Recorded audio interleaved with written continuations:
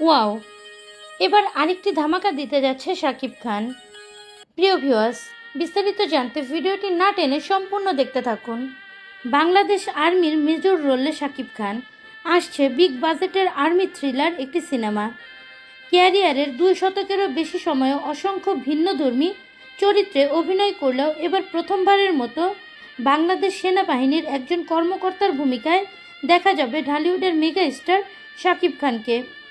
বহুদিন ধরে ভক্তদের একটি আকাঙ্ক্ষা ছিল তাদের প্রিয় তারকাকে যেন একজন আর্মি অফিসারের চরিত্রে বড় বাজেটের সিনেমায় দেখা যায়।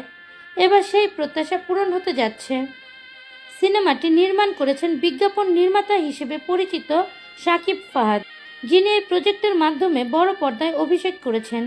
জানা গেছে শাকিব খান অভিনয় করবেন একজন মেজরের চরিত্রে, যেখানে থাকবে দেশপ্রেম, অ্যাকশন ও হৃদয় ছোঁয়া একটি গল্প।